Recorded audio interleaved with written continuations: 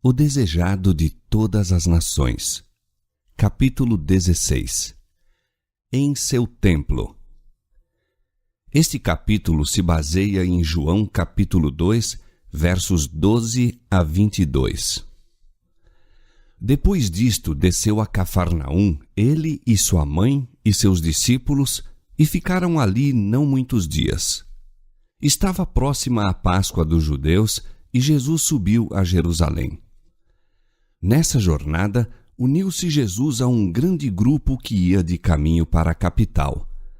Ainda não havia anunciado publicamente sua missão e misturava-se despercebido com o povo.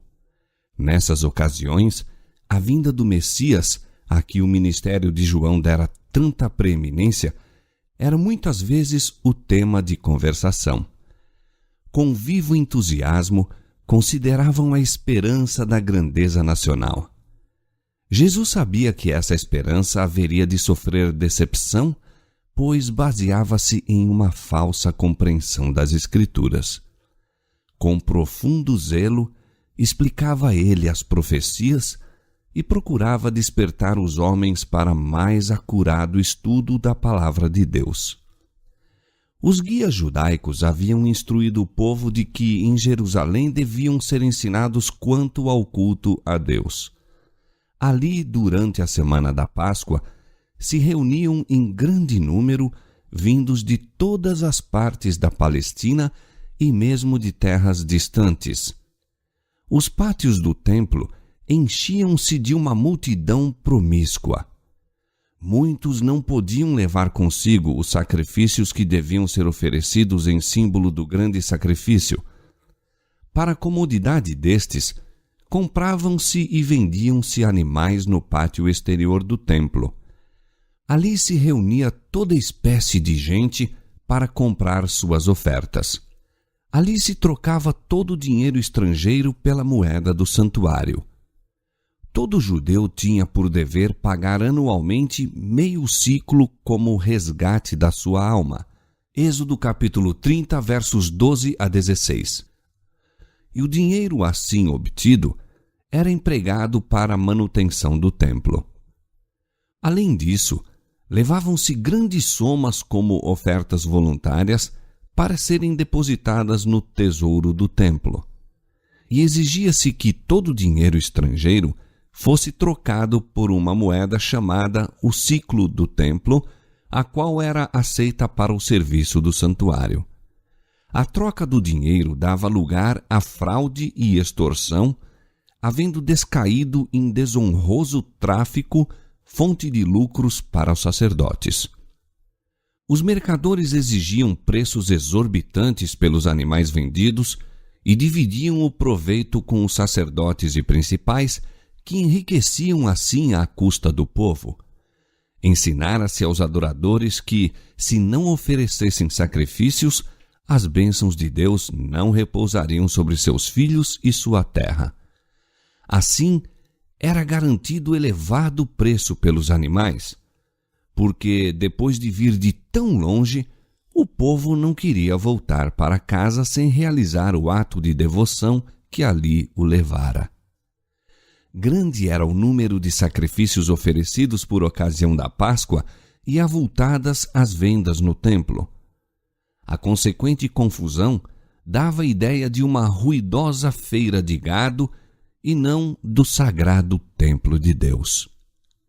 Ali se podiam ouvir ásperos ajustes de compras, o mugir do gado, o balir de ovelhas, o arrulho de pombos, de mistura com o tinir das moedas e violentas discussões.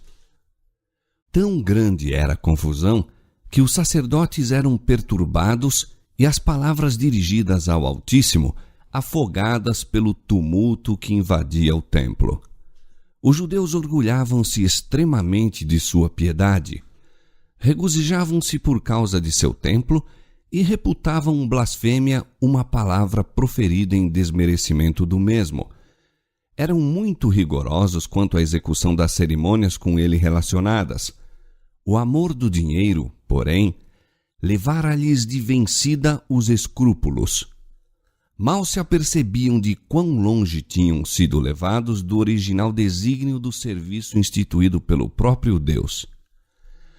Quando o Senhor descera sobre o Monte Sinai, o lugar fora consagrado por sua presença. Moisés recebeu ordens de pôr limites em volta do monte e santificá-lo, e a palavra do Senhor se fez ouvir com advertência: guardai-vos que não subais ao monte, nem toqueis o seu termo. Todo aquele que tocar o monte certamente morrerá. Nenhuma mão tocará nele, porque certamente será apedrejado ou asseteado. Quer seja animal, quer seja homem, não viverá. Êxodo capítulo 19, versos 12 e 13. Assim foi ensinada a lição de que sempre que Deus manifesta sua presença, o lugar é santo. As dependências do templo de Deus deviam ser consideradas sagradas. Na luta pelo ganho, porém, tudo isso se perdeu de vista. Os sacerdotes e principais, chamados para representantes de Deus perante a nação, deviam ter corrigido os abusos do pátio do templo. Deviam haver dado ao povo um exemplo de integridade e compaixão. Em lugar de cuidar do próprio proveito, deviam ter considerado a situação e as necessidades dos adoradores e estado prontos a ajudar os que não podiam comprar os sacrifícios exigidos, mas assim não fizeram. A avareza lhes endurecera o coração. Iam a essa festa pessoas que se achavam em sofrimento, em necessidade, em aflição. O cego, o coxo, o surdo ali se achavam. Alguns eram levados em leitos. Iam muitos, demasiado pobres, para comprar a mais humilde oferta para o Senhor, pobres demais mesmo para comprar o alimento com que saciassem a própria fome. Estes ficavam grandemente desanimados com as declarações dos sacerdotes. Os sacerdotes gloriavam-se de sua piedade, pretendiam ser os guardas do povo, eram, no entanto, faltos de simpatia e compaixão. O pobre, o doente, o moribundo, em vão suplicavam favor. Seus sofrimentos não despertavam piedade no coração dos sacerdotes. Ao penetrar Jesus no templo, abrangeu toda a cena. Viu as desonestas transações, viu a aflição do pobre, que julgava que, sem derramar sangue, não havia perdão para seus pecados. Viu o pátio exterior do seu templo convertido em lugar de comércio profano. O sagrado recinto transformara-se em vasta praça de câmbio. Cristo viu que era necessário fazer alguma coisa.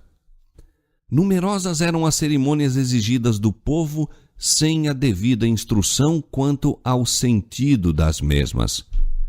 Os adoradores ofereciam seus sacrifícios sem compreender que eram símbolos do único sacrifício perfeito, e entre eles, não conhecido nem honrado, achava-se aquele a quem prefiguravam todos os seus serviços.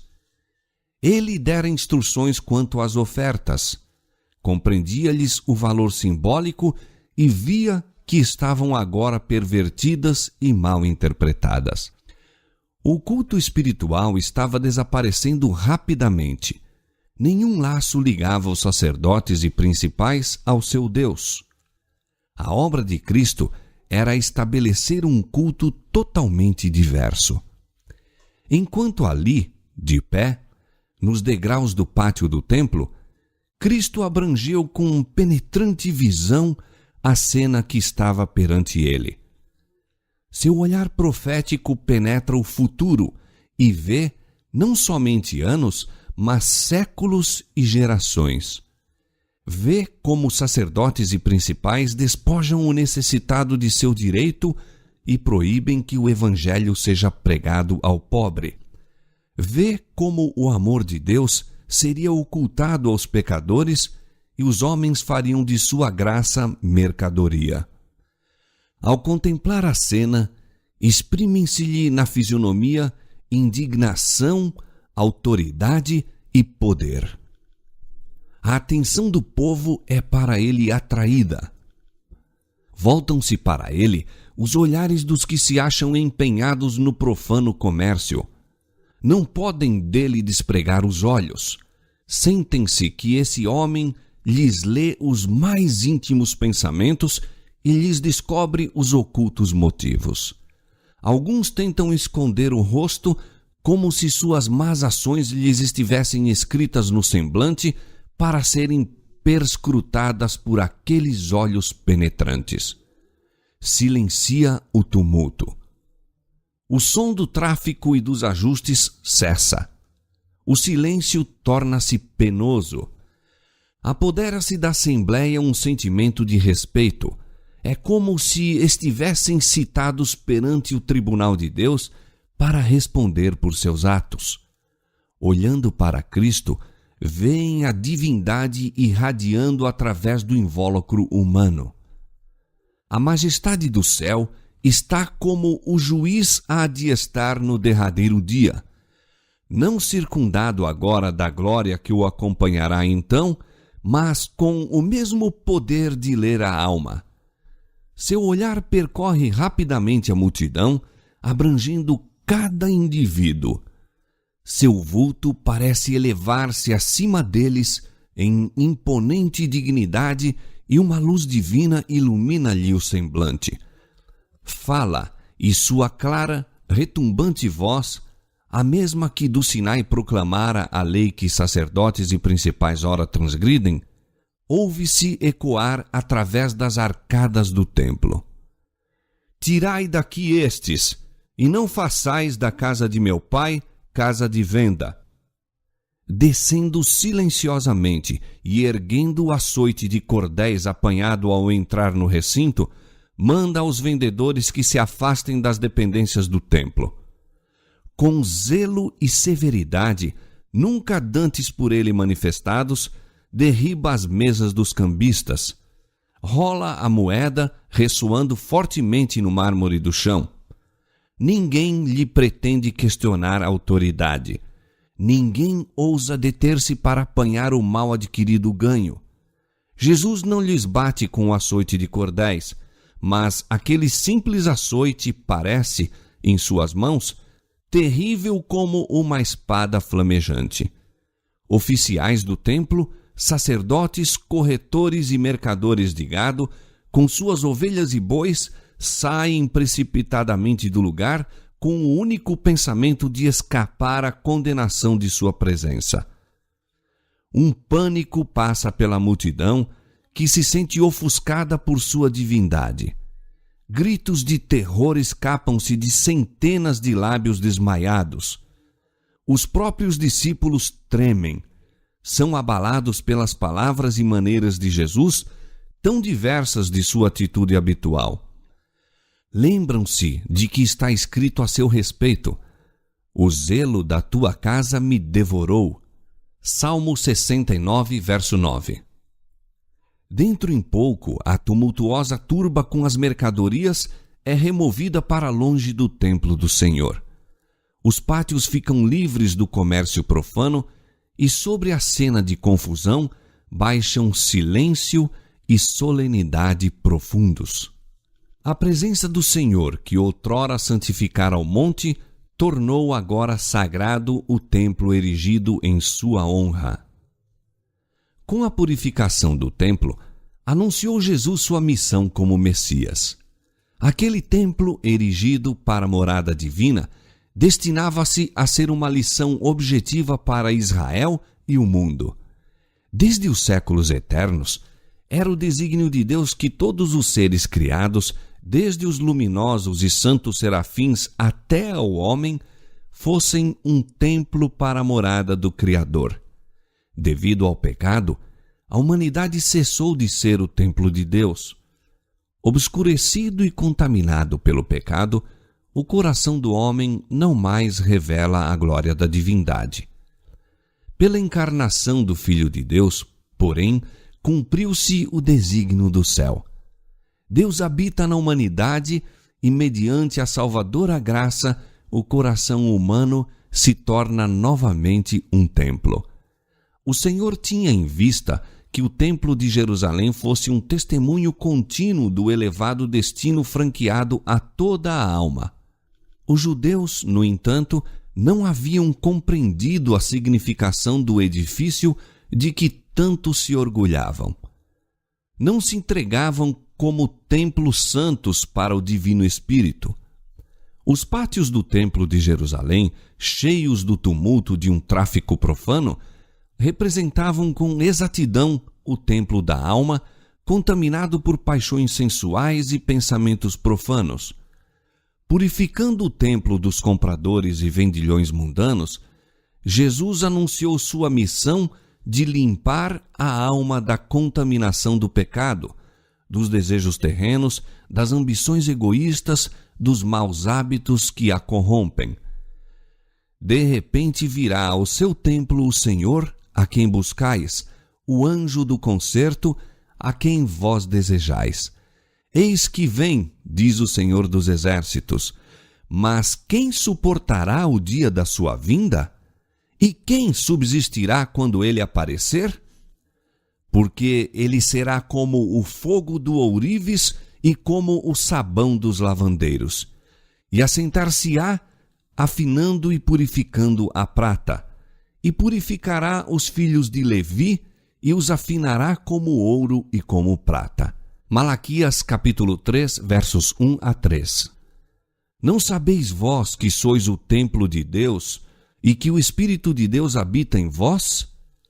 Se alguém destruir o templo de Deus, Deus o destruirá, porque o templo de Deus, que sois vós, é santo. 1 Coríntios capítulo 3, versos 16 e 17. Homem algum pode de si mesmo expulsar a turba má que tomou posse do coração. Unicamente Cristo pode purificar o templo da alma. Não forçará, porém, a entrada. Não vem ao templo do coração como ao de outrora, mas diz: Eis que estou à porta e bato. Se alguém ouvir a minha voz e abrir a porta, entrarei em sua casa. Apocalipse capítulo 3, verso 20. Ele virá não somente por um dia, pois diz: Neles habitarei e entre eles andarei, e eles serão o meu povo. Subjugará as nossas iniquidades e lançará todos os nossos pecados nas profundezas do mar. 2 Coríntios capítulo 6, verso 16 e Miqueias capítulo 7, verso 19. Sua presença purificará e santificará a alma, de maneira que ela seja um santo templo para o Senhor e uma morada de Deus em espírito. Efésios 2, 21 e 22. Dominados de terror, os sacerdotes e os principais haviam fugido do pátio do templo e do olhar perscrutador que lhes lia o coração. Em sua fuga, encontraram-se com outros que iam para o templo e pediram-lhes que voltassem, contando-lhes o que tinham visto e ouvido.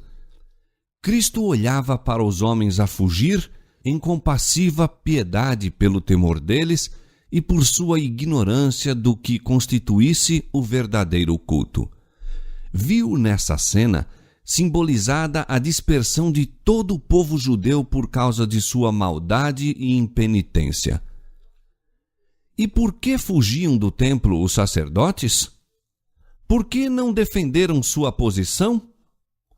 Aquele que lhes ordenava que se fossem era o filho de um carpinteiro, um pobre galileu, sem posição nem poder terrestre. Por que lhe não resistiram? Por que deixaram o tão mal adquirido ganho e fugiram ao mando de uma pessoa de tão humilde aparência?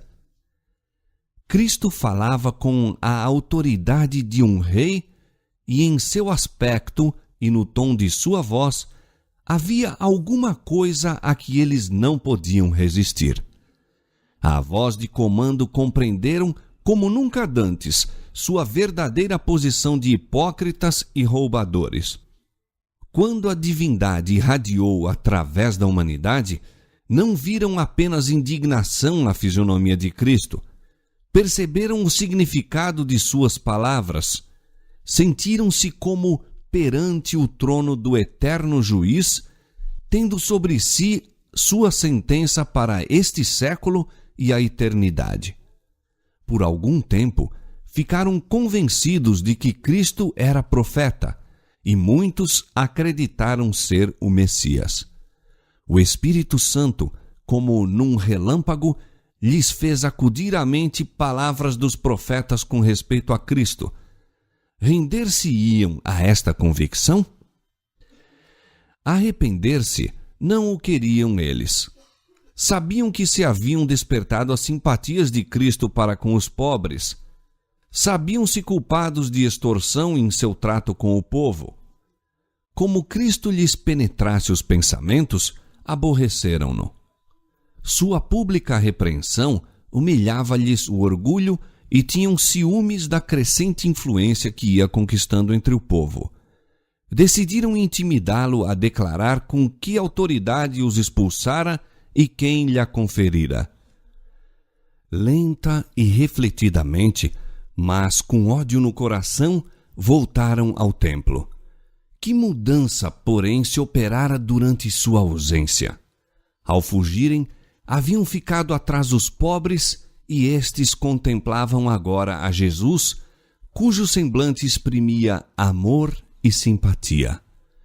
Com olhos marejados de lágrimas, dizia às trêmulas criaturas que o cercavam: Não temas, eu te livrarei e tu me glorificarás. Para isso vim ao mundo. O povo comprimia-se diante dele, dirigindo-lhe insistentes e lastimosos apelos. Mestre, abençoa-me. Seus ouvidos escutavam a todo o clamor. Com uma compaixão maior que a de uma terna mãe, inclinava-se para os sofredores. Todos eram objeto de sua atenção. Cada um era curado de qualquer moléstia que tivesse. Os mudos abriam os lábios em louvor. Os cegos contemplavam o rosto de seu restaurador. Alegrava-se o coração dos enfermos. Ao passo que os sacerdotes e oficiais do templo testemunhavam essa grande obra, que revelação não era para eles o que lhes chegava aos ouvidos? O povo contava histórias de seus padecimentos, das frustradas esperanças, dos dolorosos dias e noites insones. Quando a última centelha de esperança parecia extinta, Cristo os curara. O fardo era pesado, dizia um, mas encontrei um ajudador. Ele é o Cristo de Deus e devotarei minha vida a seu serviço. Pais diziam aos filhos: Ele te salvou a vida, levanta a tua voz e bendize-o. A voz das crianças e a dos jovens, pais e mães, amigos e espectadores, uniam-se em louvor. Esperança e alegria enchia-lhes o coração. O espírito possuía-se de paz. Eram restaurados na alma e no corpo e voltavam para casa proclamando por toda parte o incomparável amor de Jesus. Na crucifixão, os que assim foram curados não se uniram à turba vil que exclamava: Crucifica-o! Crucifica-o! Suas simpatias eram para Jesus, pois lhe haviam sentido a grande compaixão e o maravilhoso poder. Sabiam que era seu Salvador, pois lhes dera saúde física e espiritual. Escutaram as pregações dos apóstolos e a entrada da palavra de Deus em seu coração lhes dera entendimento. Tornaram-se instrumentos da misericórdia de Deus, de sua salvação. A multidão que fugira do templo, passado algum tempo, foi voltando devagar. Haviam se recobrado em parte do terror que dele se apoderara, mas suas fisionomias exprimiam irresolução e timidez. Olhavam com pasmo as obras de Jesus e ficavam convencidos de que nele tinham cumprimento as profecias concernentes ao Messias. O pecado de profanação do templo cabia em grande parte aos sacerdotes. Fora por arranjos da parte deles que o pátio se transformara em mercado. O povo era relativamente inocente. Foi impressionado pela divina autoridade de Jesus, mas para ele a influência dos sacerdotes e principais era suprema. Estes consideravam a missão de Cristo como uma inovação e punham em dúvida seu direito de interferir naquilo que era permitido por autoridades do templo. Ofenderam-se por haver sido interrompido o comércio e sufocaram as convicções originadas pelo Espírito Santo. Mais que quaisquer outros, deviam os sacerdotes e principais ter visto que Jesus era o ungido do Senhor, pois tinham nas próprias mãos os rolos que lhe descreviam a missão e sabiam que a purificação do templo era uma manifestação de poder sobre-humano. A despeito de aborrecerem a Jesus, não se podiam eximir ao pensamento de que fosse um profeta enviado por Deus para restaurar a santidade do templo. Com uma deferência nascida desse temor, a ele se dirigiram com a indagação: que sinal nos mostras para fazeres isto? Jesus lhes mostrara um sinal. Fazendo com que a luz fulgisse do coração deles e realizando em sua presença as obras que o Messias devia efetuar, dera convincentes provas de seu caráter. Ora, ao pedirem um sinal, respondeu-lhes por meio de uma parábola, mostrando que lhes lia a malevolência e via a que ponto esta os levaria. Derribai este templo, disse, e em 3 dias o levantarei. Estas palavras encerravam um duplo sentido. Ele não se referia somente à destruição do templo judaico e do culto, mas à sua própria morte, à destruição do templo de seu corpo. Esta os judeus estavam já tramando. Quando os sacerdotes e principais voltaram ao templo, haviam se proposto matar Jesus, livrando-se assim do perturbador. Ao apresentar-lhes ele seus desígnios, porém, não o compreenderam. Tomaram-lhe as palavras como se aplicando ao templo de Jerusalém e exclamaram com indignação: em 46 anos foi edificado este templo, e tu o levantarás em 3 dias? Acharam então que Jesus lhes justificara a incredulidade e confirmaram sua rejeição dele. Não era a intenção de Jesus que suas palavras fossem compreendidas no momento pelos incrédulos judeus, nem mesmo pelos discípulos. Sabia que seriam torcidas pelos inimigos e voltadas contra ele próprio. Em seu julgamento, seriam apresentadas como acusação, sendo-lhe, no Calvário, arremessadas como insulto. Explicá-las, entretanto, seria dar a conhecer aos discípulos seus sofrimentos, trazendo sobre eles uma dor que ainda não estavam aptos a suportar. E uma exposição delas seria desvendar prematuramente aos judeus o resultado de seus preconceitos e incredulidade. Já tinham entrado num caminho em que deliberadamente haviam de prosseguir até que ele fosse levado como ovelha ao matadouro. Foi por amor dos que haviam de crer em Cristo que essas palavras foram proferidas. Ele sabia que seriam repetidas. Pronunciadas por ocasião da Páscoa, seriam levadas aos ouvidos de milhares e a todas as partes do mundo. Depois de ele haver ressuscitado dos mortos, o sentido delas se tornaria claro. Para muitos, seria um concludente prova de sua divindade. Devido à sua treva espiritual, os próprios discípulos de Jesus deixaram muitas vezes de lhe compreender as lições. Muitas delas se tornaram claras, porém, em vista dos acontecimentos posteriores. quando Jesus já não andava com eles, suas palavras lhe serviam de esteio ao coração. No que se referia ao templo de Jerusalém, as palavras do Salvador, "Derribai este templo e em 3 dias o levantarei", tinham mais profundo sentido do que o apreendido pelos ouvintes. Cristo era o fundamento e a vida do templo. Os serviços deste eram típicos do sacrifício do Filho de Deus.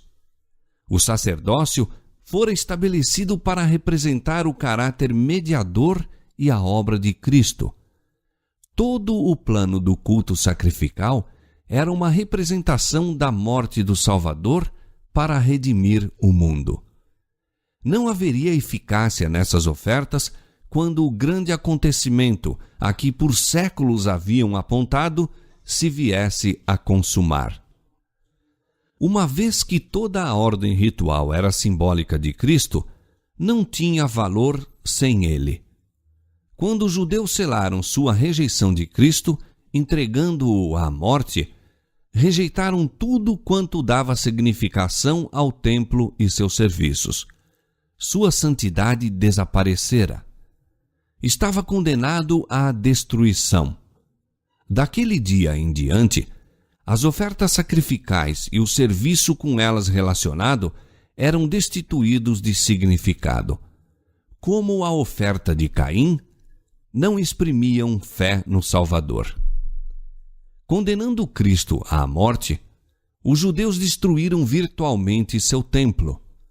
Quando Cristo foi crucificado, o véu interior do templo se rasgou em 2 de alto a baixo, significando que o grande sacrifício final fora feito e que o sistema de ofertas sacrificais cessara para sempre.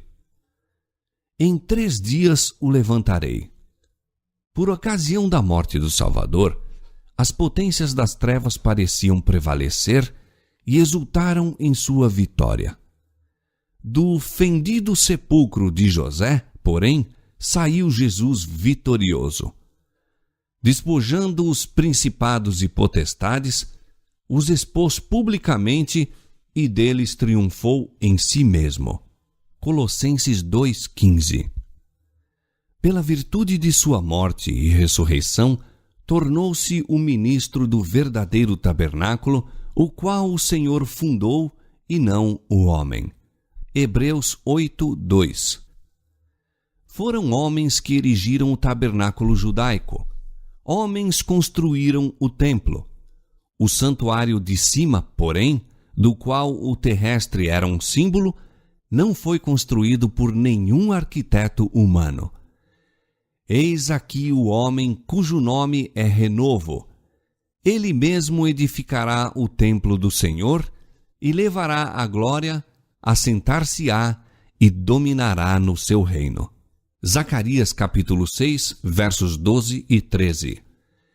O serviço sacrificial que apontara a Cristo passou, mas os olhos dos homens voltaram-se para o sacrifício verdadeiro pelos pecados do mundo. O sacerdócio terrestre terminou, mas nós olhamos a Jesus, o ministro do novo concerto, e ao sangue da aspersão, que fala melhor do que o de Abel. O caminho do santuário não estava descoberto enquanto se conservava em pé o primeiro tabernáculo, mas, vindo Cristo, o sumo sacerdote dos bens futuros, por um maior e mais perfeito tabernáculo, não feito por mãos, mas por seu próprio sangue, entrou uma vez no santuário, havendo efetuado uma eterna redenção. Hebreus capítulo 12, verso 24, capítulo 9, versos 8 a 12. Portanto, pode também salvar perfeitamente os que por ele se chegam a Deus, vivendo sempre para interceder por eles. Hebreus 7, 25. Conquanto o serviço houvesse de ser transferido do templo terrestre ao celestial, embora o santuário e nosso grande sumo sacerdote fossem invisíveis aos olhos humanos, todavia os discípulos não sofreriam com isso nenhum detrimento. Não experimentariam nenhuma falha em sua comunhão, nem enfraquecimento de poder devido à ausência do Salvador. Enquanto Cristo ministra no santuário em cima, continua a ser, por meio de seu Espírito, o ministro da Igreja na terra. Ausente de nossos olhos, cumpre-se, entretanto, a promessa que nos deu ao partir. Eis que eu estou convosco todos os dias, até a consumação dos séculos. Mateus 28, 20. Conquanto delegue seu poder a ministros inferiores, sua vitalizante presença permanece ainda em sua igreja. Visto que temos um grande sumo sacerdote, Jesus, Filho de Deus, retenhamos firmemente a nossa confissão, porque não temos um sumo sacerdote que não possa compadecer-se de nossas fraquezas, porém, um que, como nós, em tudo foi tentado, mas sem pecado. Cheguemo-nos, pois, com confiança ao trono da graça, para que possamos alcançar misericórdia e achar graça, a fim de sermos ajudados em tempo oportuno. Hebreus capítulo 4, versos 14 a 16.